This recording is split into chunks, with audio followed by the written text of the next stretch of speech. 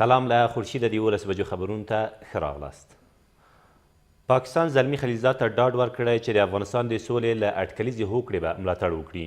د افغانستان د سولې په اړه د امریکا ځانګړي استازي تېره ورځ په اسلام آباد کې د پاکستان د بهرنیو چارو له وزیر محمود قریشي سره په کتنه کې د افغان سولې په اړه د امریکا د ولسمشر پر دریځ چې له پاکستان د همکارۍ غوښتنه کړې هم ټینګار وکړ. ښاغلي خلیلزاد 3 ورځې مخکې د افغان سولې په اړه افغانستان او سیمې هیوادونو ته خپل دریم سفر پیل کړ او ټاکل شوی نوموړی په دې 18 ورځني سفر کې افغانستان، روسیې، ازبکستان، ترکمنستان، بلجیم، قطر او متحده عربي امارات ته هم ولاړ شي. د لومړي ځل لپاره یوه میرمن د کورنیو چارو وزارت د پالیسۍ او ستراتیژۍ د مرستیالې په توګه وټاکل شوه. دغه میرمن چې حسنا جلیل نومیږي نن غرمه مهال به د یاد معینیت کارکوونکو ته په یو لړ مراسمو سره وپیژندل شي. د یادونې وړ ده چې تر دې مخکې مسعود احمد عزیزي د کورنیو چارو وزارت د پالیسۍ او ستراتیژۍ مرستیال و او د هغه د استعفا له منظورۍ سره سم ولسمشر غني د هغه د خدمتونو د ستاینې په موخه د غازي میر مسجدي خان دولتي مډال ورکړه هم منظوره کړې ده. ولسمشر غني وایي د ښځو پر وړاندې زور زیاتی د تیرو 4 لسیزو جګړو زیږنده ده او دغه زور زیاتی یې شرم او پر هغه ویاړل یې له اسلامي، ملي او بشري ارزښتونو انکار وباله.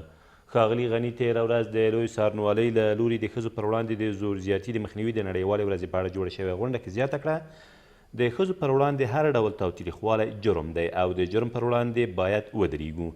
نوموړي همداراز پړه کړه دا چې موږ لا هم د جنګ په حالت کې یو نو د قانون د تطبیق په برخه کې به نیمګړتیا وي خو دا د قانون پر وړاندې د بې تفاوتۍ په معنا نه دي. د هرات په ادرسکن ولسوالۍ کې د یوې نښتې له امله 4 طالبان وژل شوي او 2 نورې ټپیان دي. دغه نښته تېره ورځ په مهاجرین سیمه کې هغه مهال رامنځته شوه چې یادو طالبانو د ملي پوځ پر یو کاروان برید وکړ. د هرات د امنیه قمندانۍ ویان عبدالاحد ولیزاده زیاتوي په دې لړ کې د طالبانو یو شمېر وسلې هم د افغان ځواکونو لاسته ورغلي خو په دې اړه چې آیا په دې نښته کې افغان ځواکونو ته زیان اوښتی او که نه څه نه وایي. د غور ولایت د 15 میګاواټه لمریزې برېښنا او 10 کیلومتره سړک جوړولو تړونونه تېره ورځ په ولسمشرۍ ماڼۍ کې لاسلیک شول. د ولسمشرۍ ماڼۍ د رسنیو دفتر مسؤلین وایي پر 15 میګاواټه لمریزې برېښنا 10.8 میلیونه ډالر لګښت راځي. 20,000 کورنۍ به ورڅخه برخمنې او په 12 میاشتو کې به یې چارې بشپړې شي. له دې سره سم له فیروزکو تر ګردین دیوال پورې د 10 کیلومتره سړک د جوړولو تړون لاسلیک شو او همداراز له فیروزکو د هرات پر لور د 10 کیلومتره نور سړک د ډیزاین چارې بشپړې شوي او راتلونکې اونۍ به ملي تدارکاتو کمیسیون ته وړاندې شي. او 3 کسان په فراه کې د چاودونکو توکو د لیږد په تور ونیول شول.